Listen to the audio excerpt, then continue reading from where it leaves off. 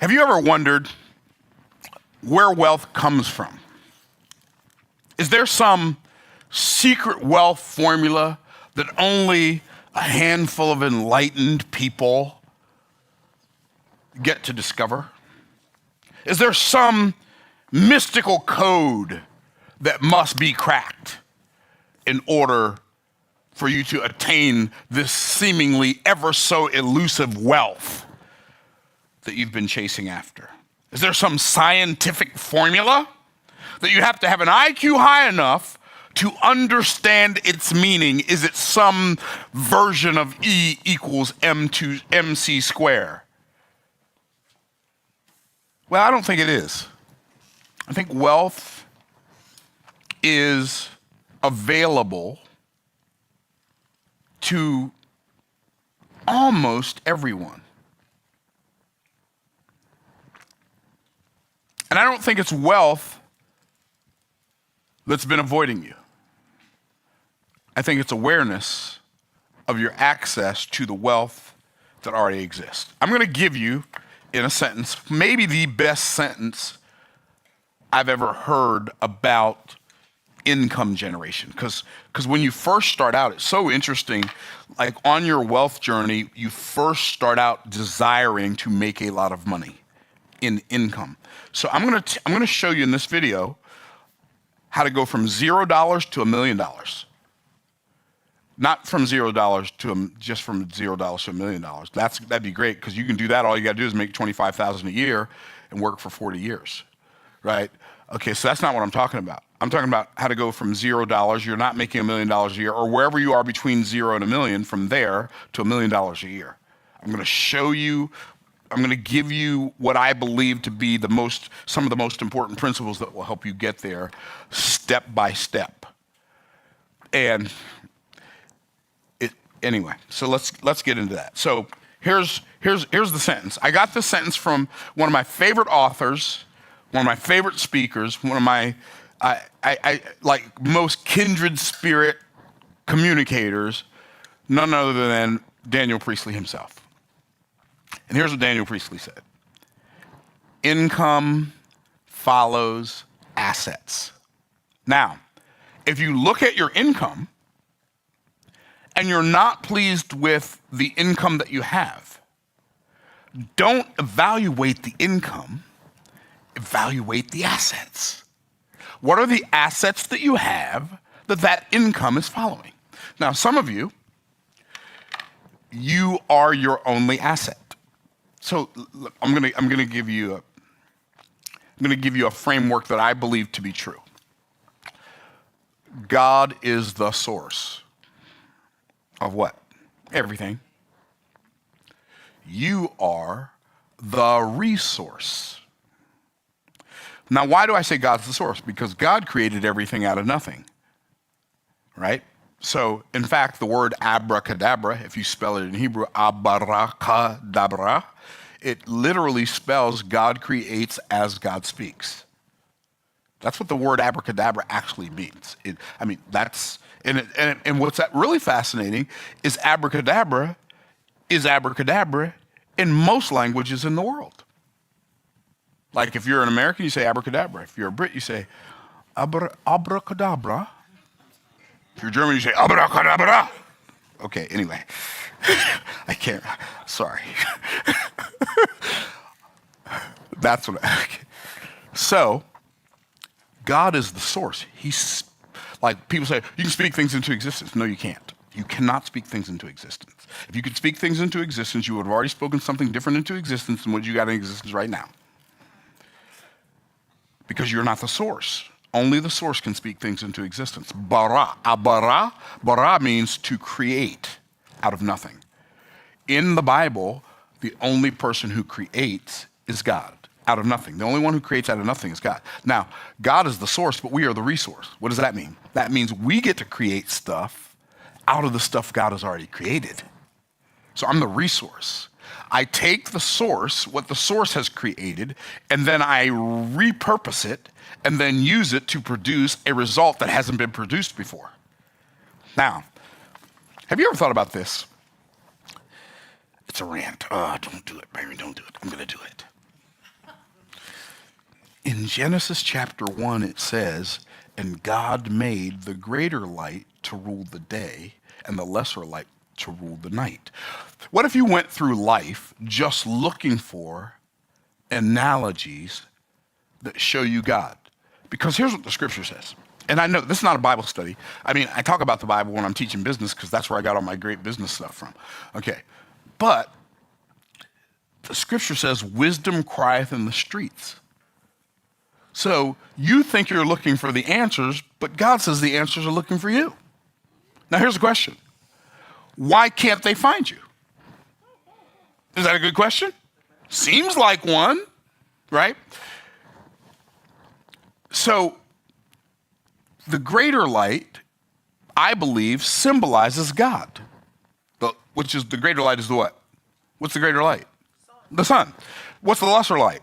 The moon. The moon represents us. Where does the moon get its light? It reflects from the sun. What's our job?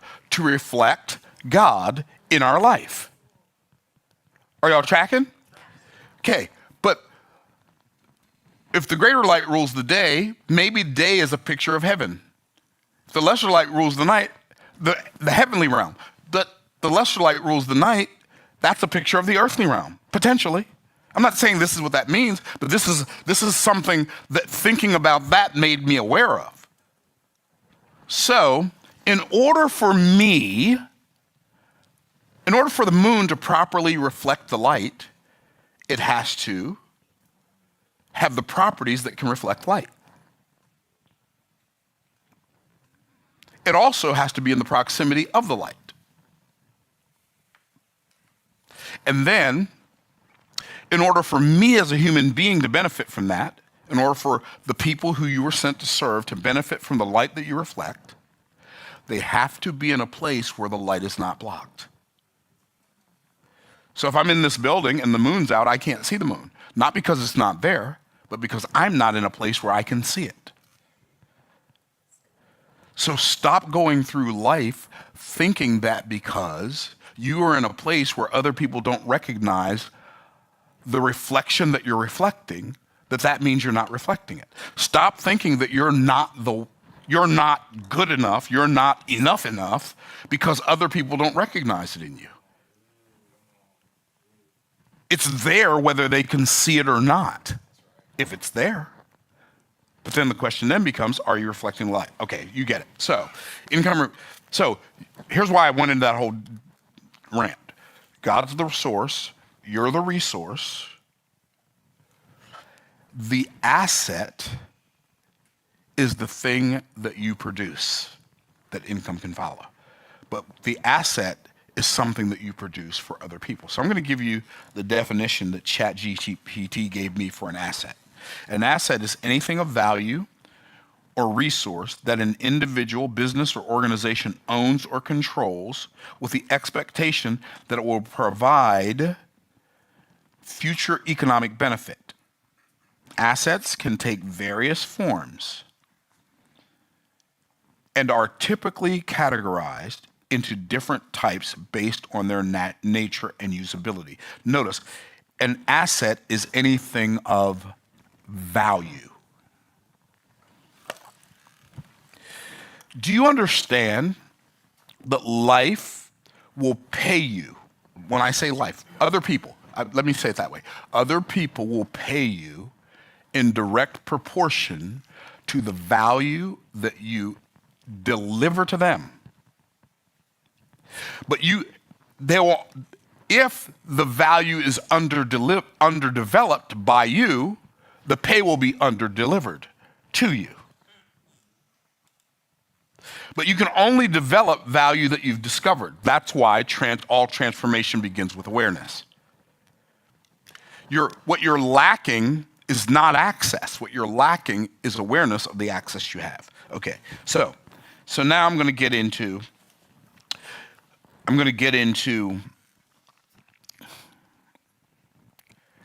how do I create assets that income can follow? Well,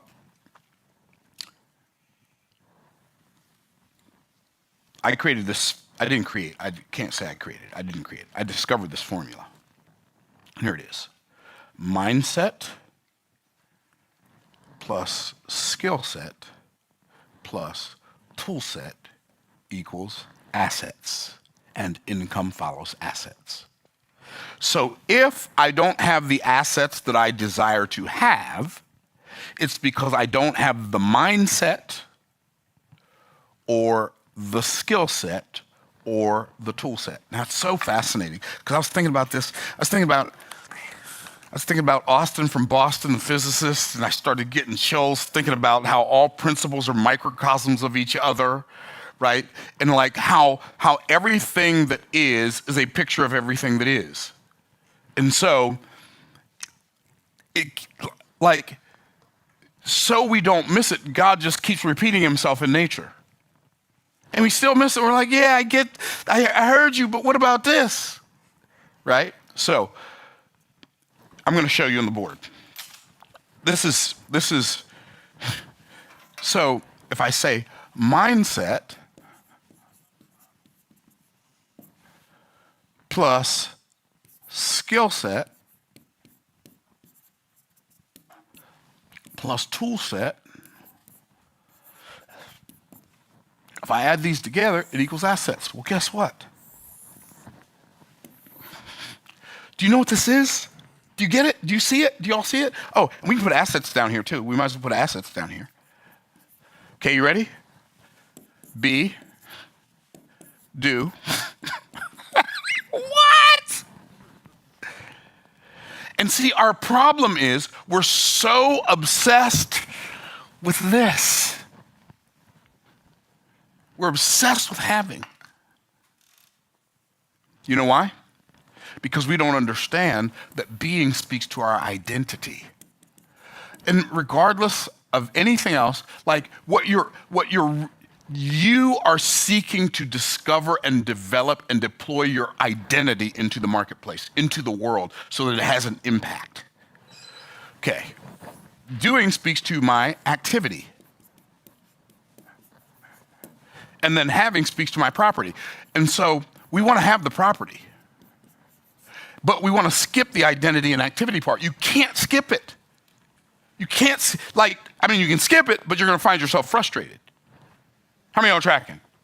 And so when I was thinking about, okay, why do people, even like people that you know, people that you love, people that you care about, people that who are even familiarly like a family member, friends, why do people who you see have so much potential, the difference between who we are and who we could be, the difference between what we're doing and what we could do, the difference between what we have and what we could have, why do so many people that you love and you're close to have so much unrealized potential? Mindset. They don't know who they are. So what happens is, as the moon in our experience of life, based on the analogy I just gave you, instead of reflecting the light that is the source, we attempt to reflect what we perceive other people perceive as light. So we get our identity from the people around us, instead of bringing our identity to the people around us so their lives can change. Is what I'm saying making any sense? I don't mean to be off in the weeds of the ethereal, but mindset has to change. Our desires for what we have to change. I want to have a nicer house and a nicer car and a bigger bank account, blah, blah, blah, blah, blah, blah. And then when you get those things, you realize they're just those things. I'm not saying there's anything wrong with those things. I like a nice car better than an old hoopty. It's better. I've had cars that break down on the side of the road in the middle of the winter time, and you wonder if you're going to live. Not an exaggeration. I've had those cars. I've lived in roach-infested houses. I know what that's like. I know what it's like to buy all of my clothes for years from from what's it called? Goodwill, AmVets, and the Salvation Army. All my shoes, all my clothes. I know what it's like to buy a car for $50 from the junkyard. put a couple of parts on it, and drive it across the country. So I get the desire to have more, right? So an asset is something of value. How can I provide you with value if I don't know what you value? How's that possible? How's it possible for me to deliver value to you if I don't know what you value? Here's what most people do. They go through life delivering what they value to other people and wanting other people to pay them for it. And the other people don't even value it. But you don't understand. I work really hard digging this hole in the forest. I know, but I don't need a hole in the forest.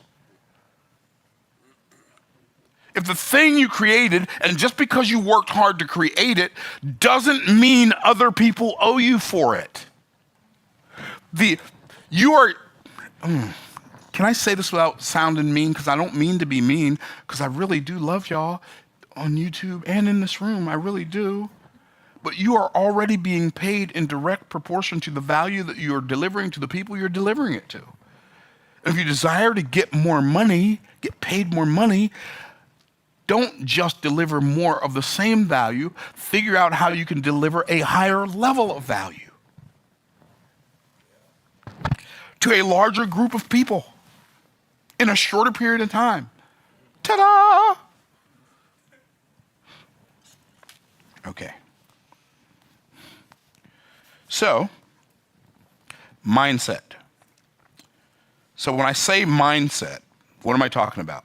Because I could go into a rant for the next 6 hours on just these 9 words on the board. Fascinating that there's 9 words. Oh, there's 10. That's fascinating too. Okay, but I'm not going to go there. I'm not going to chase rabbits right now. What mindset is essential if you want to go from 0 to millionaire? That's a good question, right? What's the mindset I need to go from 0 to millionaire? Discipline, millionaire. Okay, watch this. In order for me to make more money than I'm making, my attitudinal beliefs about wealth must change. Okay. So what do I change into what? Change from what? So a lot of people have attitudinal beliefs about wealth that wealth is morally wrong. Let's don't pretend that people don't have that belief. How many of y'all know somebody with that belief?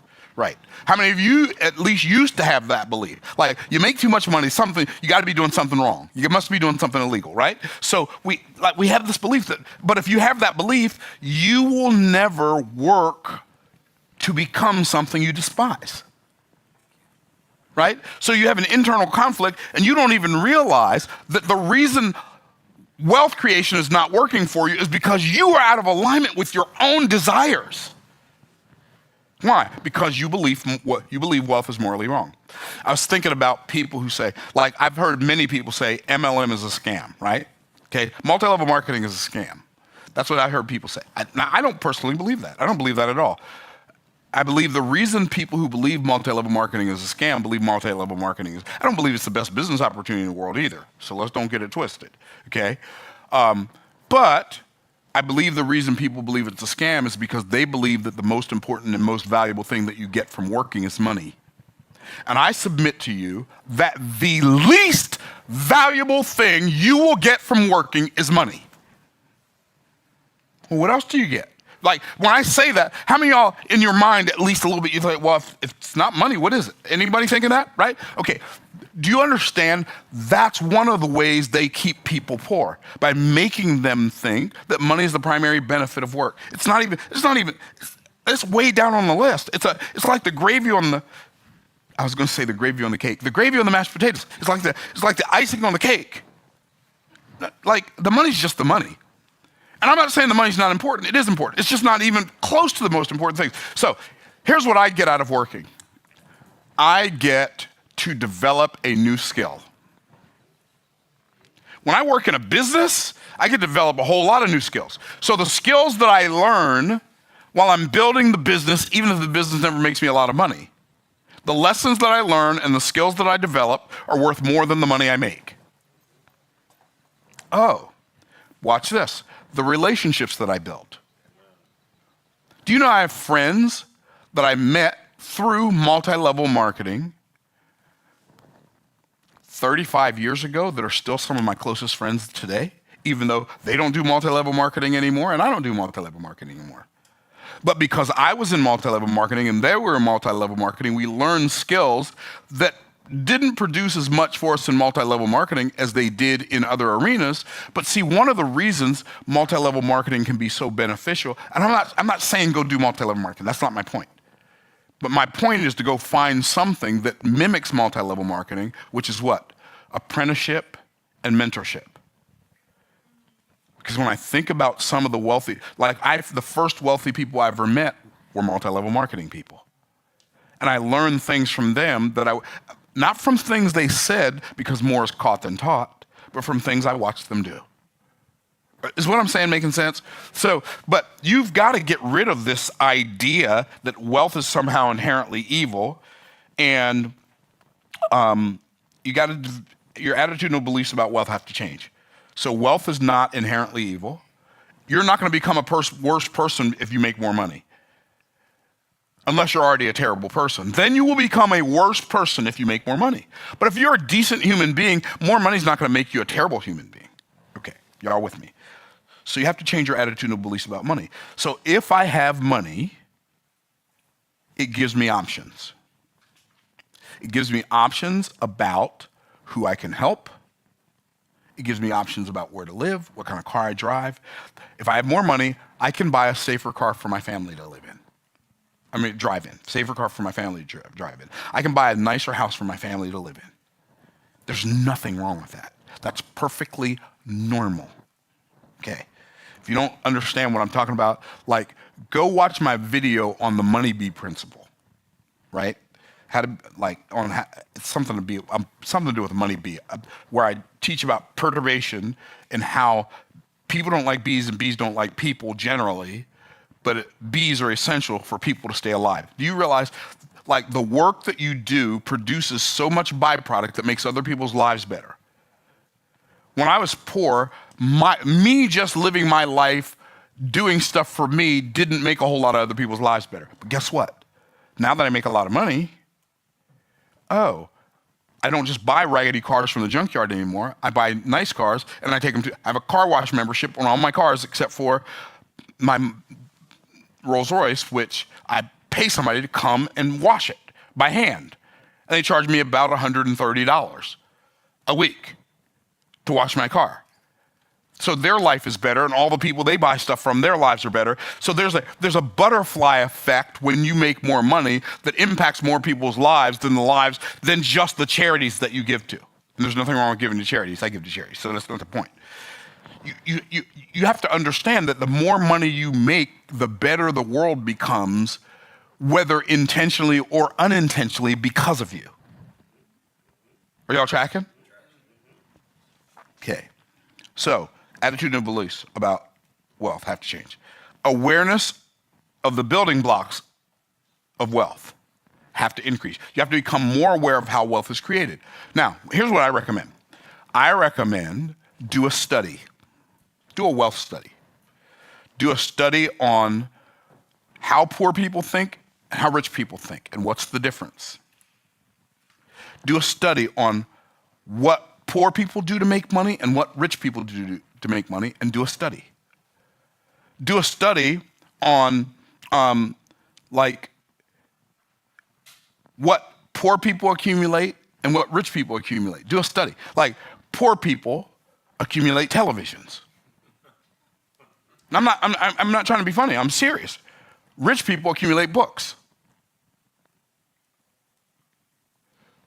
Poor people entertain themselves. Rich people educate themselves. Are y'all tracking? Is what I'm saying making sense? Okay. By the way, I don't read books to learn how to do something so I can make more money. I read books so I can understand the way life works better, because when I do that, then I can work life better. Okay, cool. So, and then the application of the business principles of wealth. So, all business principles don't produce wealth. There are some businesses that struggle. Why? Because they don't understand the business principles that can produce wealth. If you own a business, doesn't it make more sense if you're going to do business? By the way, building a business is way harder than just working a job. And I don't mean say just work a job, like work a job's not important, but like just because you're good at a job doesn't mean you'd be good at running that business. Okay. So you have to learn, like your mindset about business has to change. Your mindset about making money for the purpose of spending it has to change. Like what if you stopped thinking that the primary purpose of money was buying something, and you started believing that the primary purpose of money is to turn it into more money? You'd make it faster, hold on to it longer, and spend it slower. If you'd like, think about what I just said. You'd make it faster, hold on to it longer, and while you're holding on to it longer, ideally multiply it, and then spend it slower. There's a concept. Okay, so when your mindset changes, and then you start perceiving wealth as an opportunity for you to do more good, for the people that you love the most and the causes that you care about the most, wait, watch this now, and yourself. Let's stop pretending that we only want to make more money for other people, because here's the reality. None of us like other people that much. Now, think about it. Like, if there's one parking space and there's two cars, who do you want to get it, you or the other guy? Now you're saying, well, I'll let them have. That's not my question. Who would you like to have it? And see, what we got to realize is we have to realize that self-interest is not always selfish. Okay. I stopped riding a motorcycle when my children were small. You know why? Because I was a motorcycle idiot. You say, what's a motorcycle idiot? One of those idiots who can't ride a motorcycle slow. I couldn't ride it slow. And if I wasn't going 100, I wasn't on it, right? And I was thinking about me fastening my children in car seats when they were little kids. I'm thinking to myself, why am I fastening them in car seats? I'm riding around on this motorcycle like an imbecile. They need me more than I need them. Me staying alive is an imperative for their lives. I said, if the Lord lets me make it home safe on this thing, I ain't gonna ride 100, and I'm never getting on one again. Why? Because I got these little beautiful Goldens that are depending on me for their life. Yeah, golden nuggets, yeah. So I've got to apply, I've got to have the mindset that creating wealth through business, here, can I tell you something about business? It's harder than having a job. But one of the, you know what, remember, if you start a business, you know one of the most valuable things you'll get out of starting a business? You will finally learn how to stop working for money. What does that mean? Like, you will work to build something that doesn't pay you over a long period of time. That book, Boss Moves, this book right here, I wrote this book.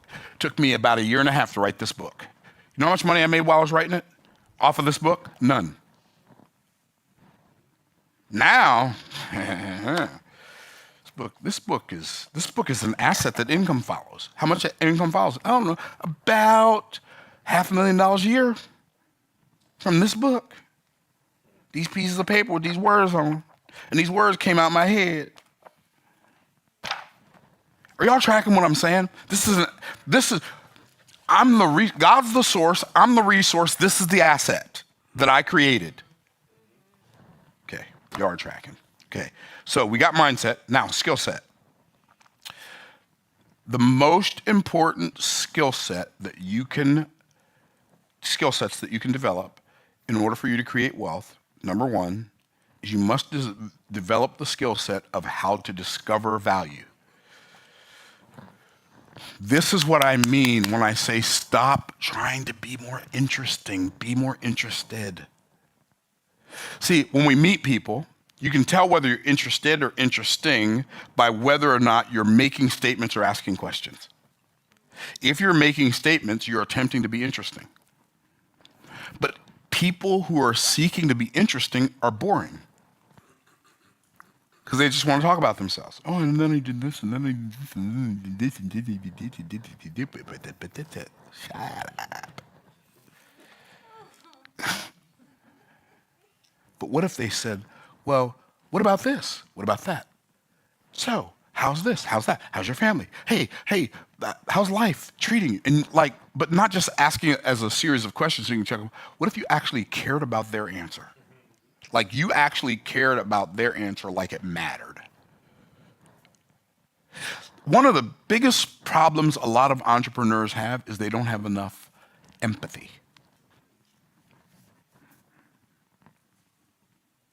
You don't have enough others care. You don't care about whatever you see people as a stepping stone.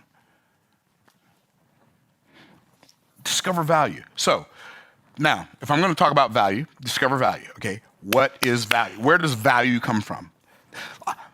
Like I hate it when somebody says something and it's not clear, or it's only semi-clear, and then I spend the rest of my day like, well, they said that, but what did they mean? So, is it okay if I share with y'all really quickly where value comes from? Like not where, how I can discover what you value, like how you can discover what I value or other people value, so that you can deliver that value and they'll pay you for it. Y'all ready? Here we go.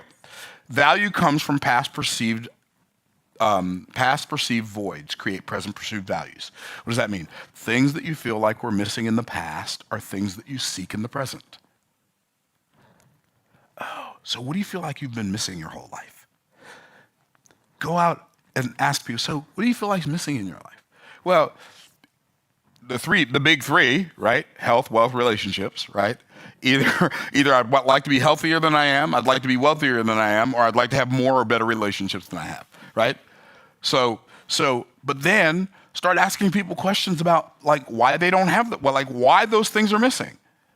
Like, so why do you feel like it's so hard for you to have, make more money? Well, because there are no jobs, okay?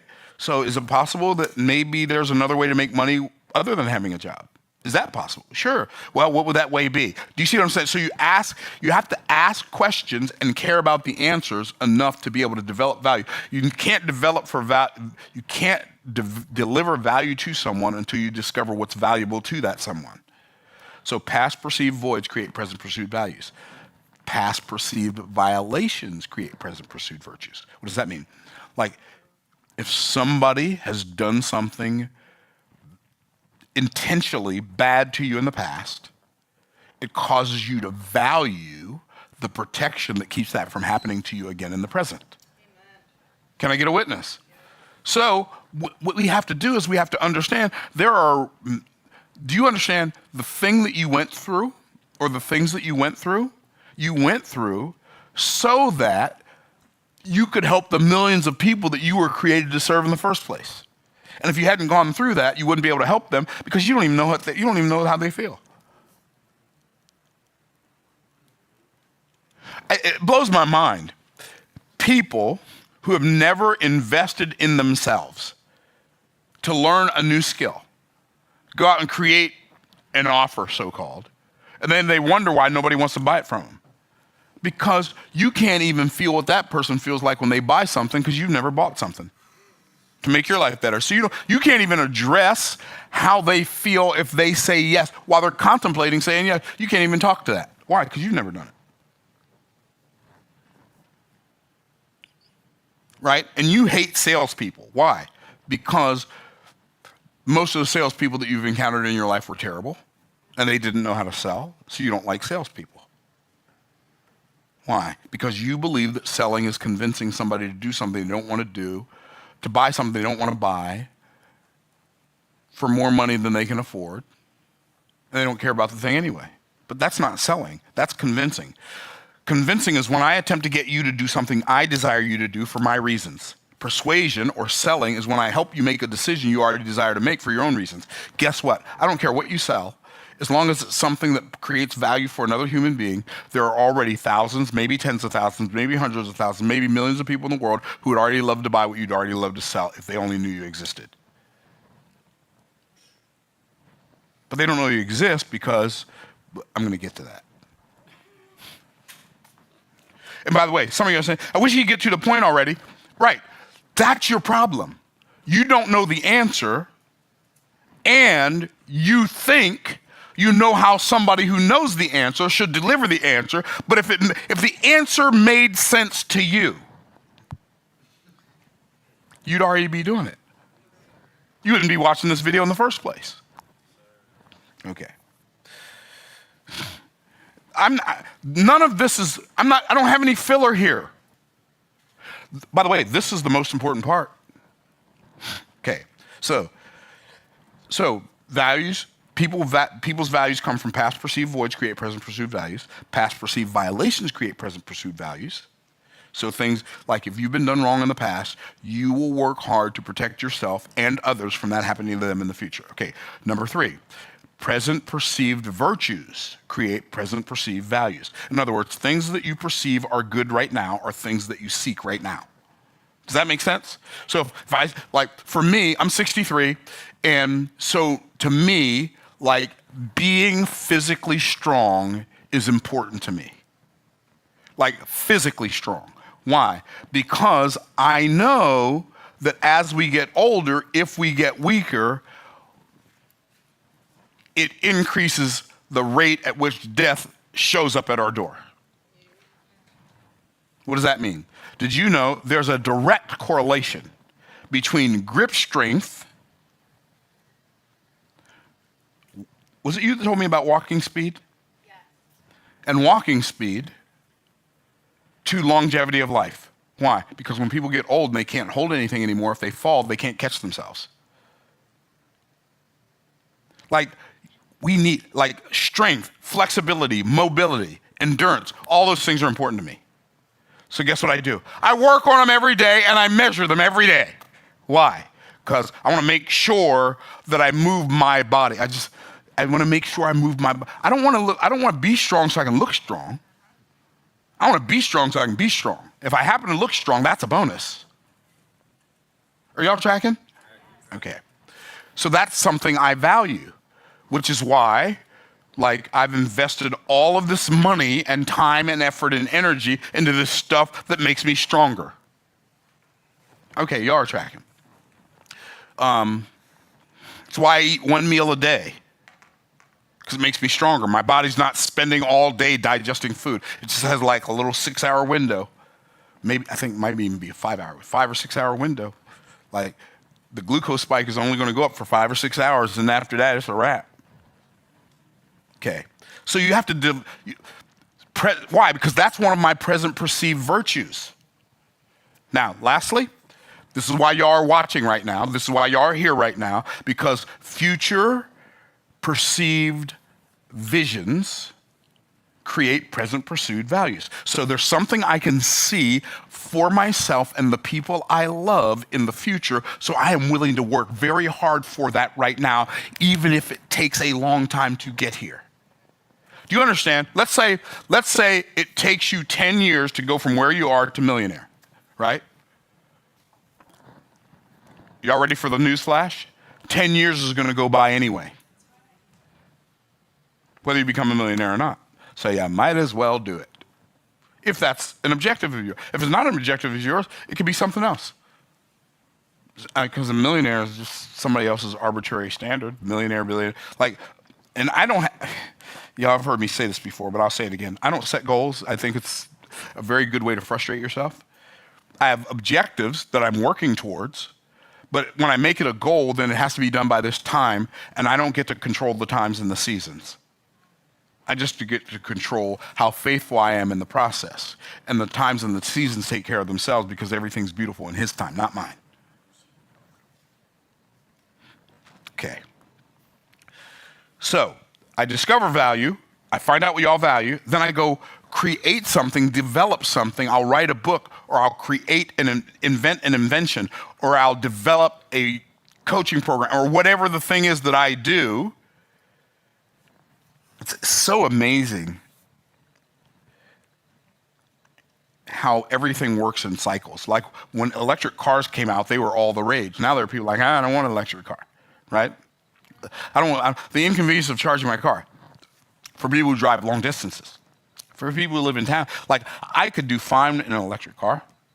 I could do fine because I don't go anywhere. I'm at, like my one of my cars is like a 2018. It has like 21,000 miles on it. Another car is like a 2021. It's got like 27,000 miles. I don't go anywhere in a car, except around Tampa.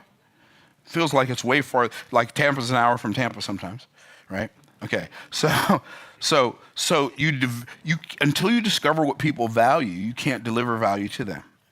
I mean, you can't develop value for them. So I discover what's valuable, then I develop something valuable, and then I deliver that value. Now, here's what's really cool. You can develop a transformational solution for people that you sell for $20. Why $20? Well, because if it's only $20, it's easy to create, and if it's only $20, it's easy to sell. Or it could be $200. Again, easy to create, easy to sell. Or it could be $2,000. A little more challenging to create, but not hard. Not as hard as some of the stuff you're already doing, right? And so what happens is I need to develop some kind of transformational mechanism for other people that helps them get from where they are to where they desire to be. Now, when I develop that transformational mechanism, I have to make sure I give it a name that they understand, not a name that I understand that makes them think I'm smart and they're dumb. That's why it's so important not to say things like, well, I help people overcome past trauma. That's not clear. If the transformation's not clear, then the transaction won't happen. It won't happen. Now, there's nothing wrong with helping people overcome trauma. There's just a better way to say it. What kind of trauma? Was I in a car accident? What kind of trauma? Like, I help people with their mental health. What does that mean? That's not, so can I give you all some components of how to describe the value you create in a way that makes it desirable by other people? Is that okay? Say that's okay? Okay, here it is. Number one, it must be measurable.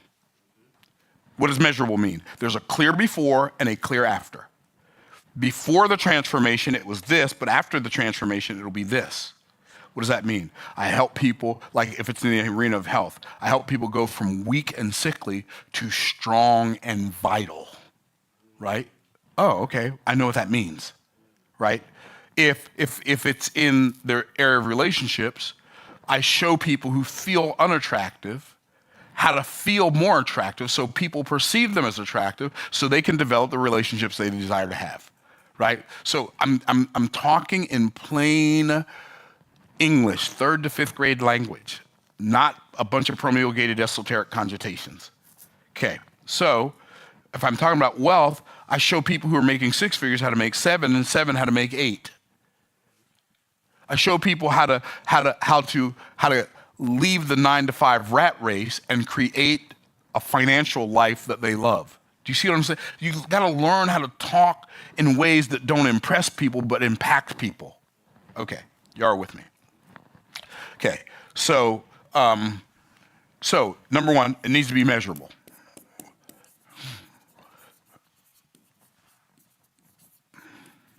Number two, it needs to be desirable.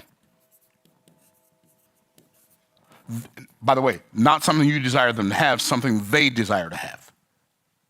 Talk to people about results they desire. So, no, you don't understand. I'm the greatest, mindset coach. I help you with your mindset. Okay, what does that mean? That's not measurable, right? Now, it may be desirable if I'm already thinking that. But what I want to do when I'm talking to you about a transformation I can help you have, I want to join the conversation you already got going on in your noggin. I don't want you to join the conversation I got going on in mine. Because then I got to teach you a whole new language, a whole new way of thinking. Okay, cool. So it needs to be desirable. Number 3, it needs to be believable. They need to believe that you have the ability to help them get that transformation. By the way, why does it need to be measurable? Because what they're going to pay you with is money, and money is always measurable. You count the money. If you can count the money, and if you can't count the transformation, you can count on the fact that a transaction will not happen. Are y'all tracking? Okay. So measurable, Desirable means they desire it. It needs to be believable, which means you need to be congruent. Remember I said earlier, you can lie with your words, but your energy always tells the truth. You have to believe in the transformation you're proclaiming, because if you don't, they will be able to tell. And you have to believe that you can get it, not just for you, but you have to believe that you can get it for them. Otherwise, they can tell. And then you got to make sure you look the part. You got to make sure that, as my brother Jeff said to me a long time ago, probably 30-something years ago, he said, Myron, I'm going to tell you something. Everything about you says to your client, either buy from me or don't buy from me. You can't afford to have anything say, don't buy from me. I'm like, okay, got it, right? And then, lastly, it needs to be stateable in a soundbite. You need to be able to say it in a way that's succinct. Like, people aren't going to listen to you give them a word salad or a drunkalogue. Like, well, what I do is I help people get in touch with their inner being and nope. They check out. They don't tell you to, but one of the reasons, if you're not clear, one of the reasons people check out is because they don't want you to know they feel stupid when you say something they don't understand. They're not going to say, well, I don't understand what you mean, because that'll make them feel stupid. So what they say instead is, no, I don't need that right now. And what they're doing is protecting their own self-worth in their own mind. Now, so he's talked about assets. We talked about assets a little bit. We talked about mindset. We talked about skill sets. By the way, what are some of the skill sets? I'm talking about in business, they are lead generation, creating a core product offer. By the way, did you know you don't have to create a product? There's this thing called affiliate marketing. You can literally go find an offer that somebody else has created, offer their offer, and get paid as much as 50 to 70% of the money you get paid for making the sale. My top affiliate makes between $8,000 and $36,000 a month. That's how much money he makes selling my stuff to people he knows. What? So I know I make an extra 7 figures a year selling other people's offers. Part-time. So I'm not giving you theory. Once I get done with all this, I'm going to give you the math, and then I'm going to be like Pharaoh and let God's people go. Okay, so do I have time to do this? I'm going to make time to do it. Okay, so the first thing you got to do, if you want to be able to sell, you have to have somebody to sell to. If you have an offer, let's say you found an offer somewhere out there in the world. Maybe you're an affiliate for me, or you're an affiliate for Russell Brunson, or you're an affiliate for ClickBank. It doesn't matter. You have to have somebody to sell to. It doesn't. You have an offer and you don't have an audience. It doesn't matter. So how do you create an audience? Where do you get these people? You have to create content. What does that mean? 7-11-4, Daniel Priestley again. Daniel Priestley said, Robin Dunbar, he said, people only have the ability to focus on so many things at a time. You only have the ability to focus on so many people at a time. We got the people in our family circle, then we have our friend circle, right? We got our family circle, we got our friend circle, and then our acquaintance circle. And then after that, we're like, I'm out of bandwidth. But then he talked about this thing called, I forgot what he called it, social something, where we believe like we know people because we've seen them on television or we've seen them in magazines, so we feel like we know them, right? And so we feel like we have this relationship based on people that we've seen, even though we never talked to them, we never heard of. I mean, we heard of them, we know what they look like. So if we see them, oh, there goes so-and-so. Hey, how you doing, so-and-so? Can I take a picture? We do that because we've consumed their content over a period of time. So watch what happens. Robin Dunbar said 7-11-4. People need to spend 7 hours with you, have 11 interactions on 4 different platforms, and then they feel like they know you, like you, and trust you. Then they'll buy from you. So here's what he said. He said, this is what you want to do. You want to make sure that you have a deep enough pool of content for people to wade around in, not wait around in, wade around in this pool of content before they meet you, so that when they meet you, there's less resistance. So let me ask you a question. Is there, if let's say I got the day off today, I've got the day off, or any one of these other people in this room have the day off. Do you have and I want to binge watch you like people binge watch Netflix. Do you have 7 hours of content on the internet that I could watch today? Right? Because if you don't, like, you are the hurdle. Right? But I don't like how I look on camera.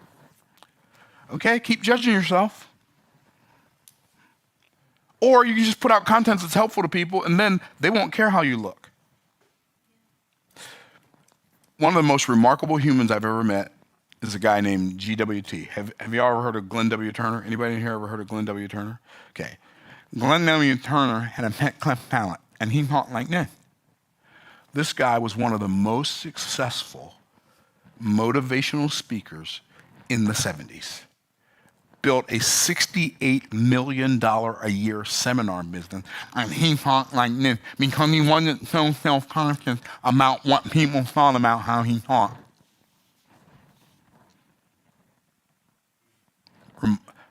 Mind-blowing dude. I'm like, this joke ain't playing.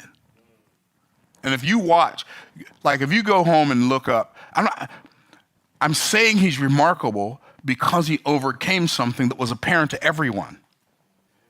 And because he didn't care, they didn't care. You're so caught up on, like, my head's too big. You think your head's too big? My nickname is Big Head. My brothers call me Big Head. To this day, they say, what's up, Big Head? Nah, Big Head, don't even do, like, literally. Why? Because my head was this size when I was in first grade. Like, my head, like, I see pictures of me when I was a little kid, and I say, oh, that's why they called me Big Head.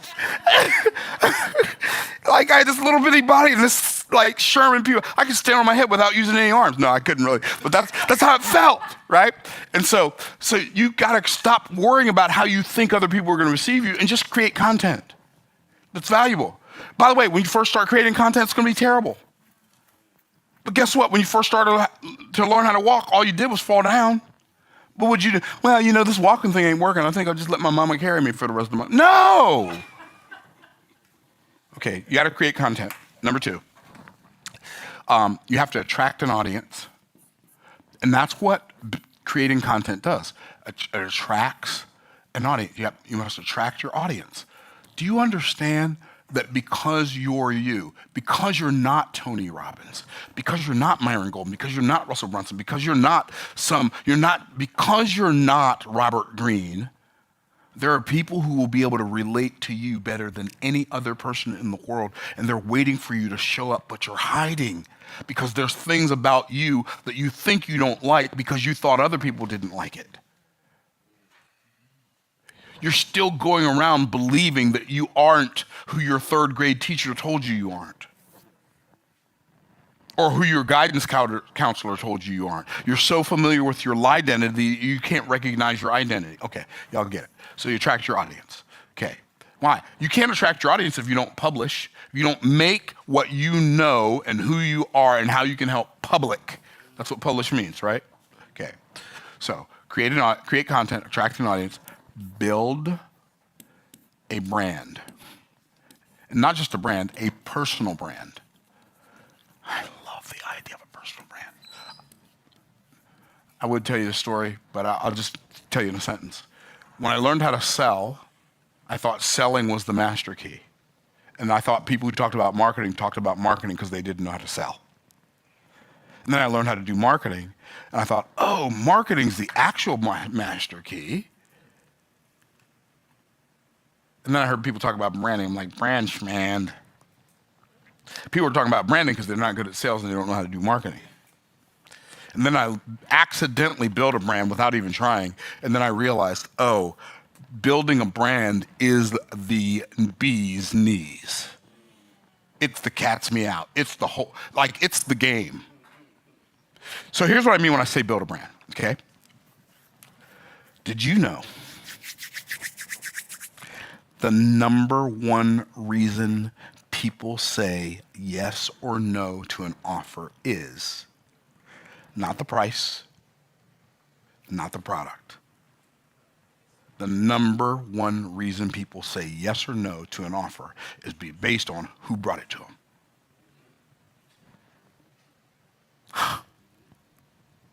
What? Yeah. It's the number one reason.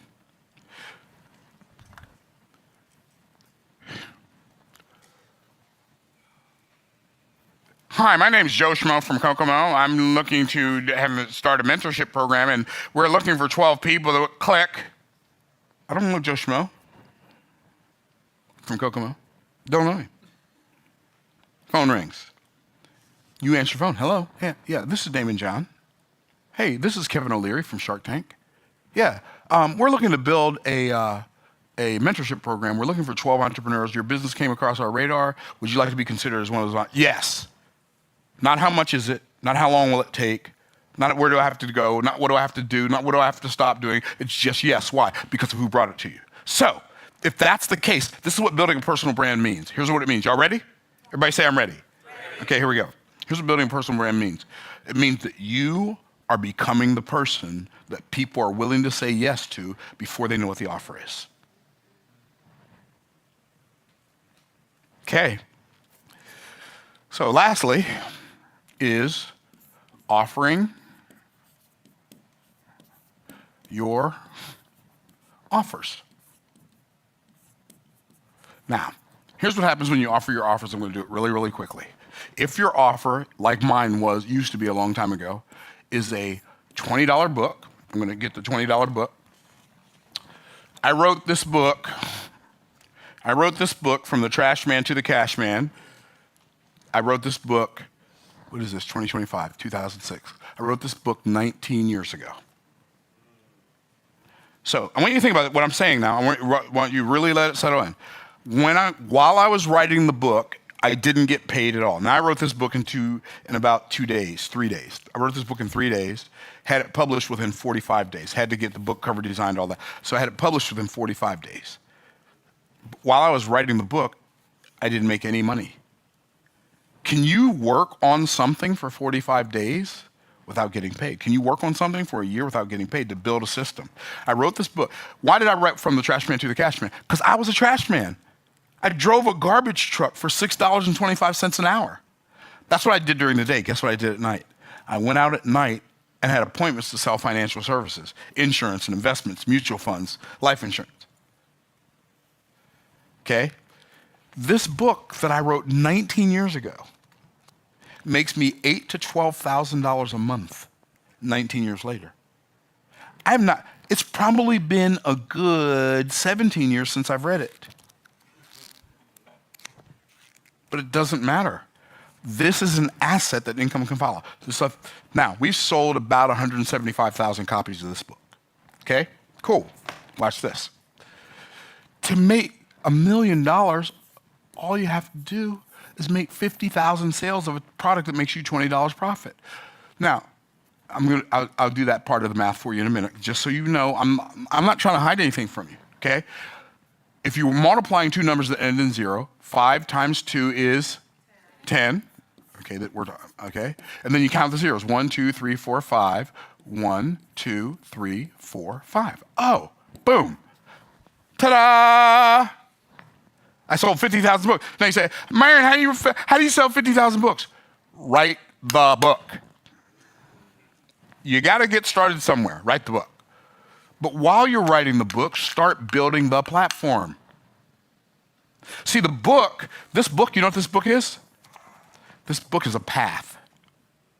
This is my journey that I'm taking you on. This is not my journey. This is the journey that I'm taking you on.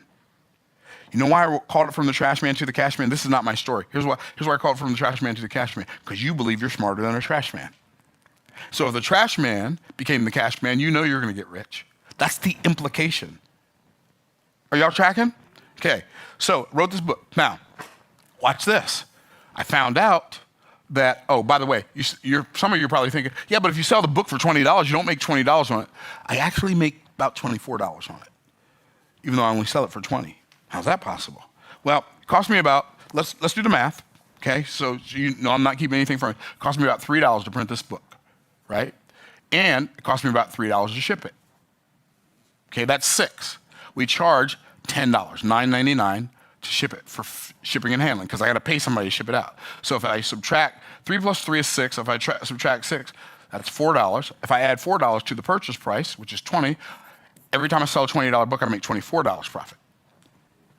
Okay, just wanted to make sure, like I'm not hyperbolizing anything. You say, I don't want to pay you $9.99 to have it shipped and handled. Don't buy the book. Or buy it on Amazon. It's only $9.99 for the ebook, and you can read the ebook. I just don't like reading ebooks, but other people do, so I made one. Okay?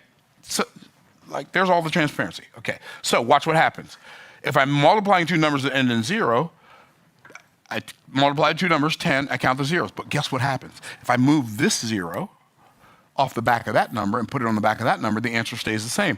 If I create a $200 product, maybe it's an audio program, and I sell it for $200. Y'all remember Simon & Schuster Audio, but what's that other place? Nightingale Conant from back in the day, they used to sell cassette tapes. Okay, cool. $200, I only have to sell 5,000. That's 1/10 of the work to make the same amount of money. What? But what if I move another 0? I have a $2,000 home study course. It's got manuals, it's got workbooks, it's got videos, it's got audios. I sell it for $2,000. I only have to do 1/100th of the original work, and I make the same. This is why it's easier to make a lot of money in a short period of time than it is to make a little money over a long period of time. Because if I sell 500 of a $2,000 offer, that's $1 million. 500 is 10 a week for 50 weeks out of a 52-week year.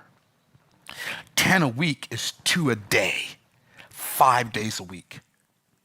You can have weekends off and have a 2-week vacation and still make $1 million a year. But what if I take another 0 and I move that and I'm a $20,000 mastermind? I only need to make 50 sales a year. That's 1 a week. We have a $27,000 mastermind that has about 180 people in it. We have a $55,000 mastermind that averages between 80 and 100 people a year. I have a $350,000 mastermind that averages about 12 to 18 people a year. I have a $1 million mastermind. Last year we had 3 people in that $1 million mastermind. You say, Myron, what are you saying? I'm saying that if I can sell something for $1 million, you can sell something for 20 or 200, maybe even 2,000. And maybe you're not comfortable enough past 2,000. Okay. Get on the journey. You say, Myron, I don't have an offer. Guess what? I do this thing called the Make More Offers Challenge, right? And I'm landing the plane now. But watch this. I do this thing called the Make More Offers Challenge. The tickets for that, for the general admission, are $97. I'm not going to write that now. Okay. The general admission tickets for that are $97. The VIP tickets are $297. The VIP Platinum tickets are $797. We max out at 40 of these. Now here's what happens. If you become an affiliate and you sell either one of these, we sell these, nobody else sells those but us. So if you sell either one of these, if you sell that, you get half the money. If you sell that, you get half the money as an affiliate. All you got to do is sign up as an affiliate. It's free. Doesn't cost anything. People who believe in it have taken it. They become an affiliate. They send emails to the audience they're building. And it doesn't need to be my offer. It could be somebody else's. If you think I'm just trying to get affiliates. We have thousands of affiliates. Like if I never get another one, we'll be okay. I pay out between $20,000 and $60,000 a month in affiliate commissions to the people who sell my offers for me. Like I'm not trying to recruit you to sell my stuff. I'm just telling you, this is how the game works. And it works better than selling your time for money. This is how to go, like you want to do, like what's step by step. If you don't have an offer, become an affiliate for somebody with an offer. Build an audience through the content that you create, and then constantly refer those people. Now here's the caveat. When you're creating content, make sure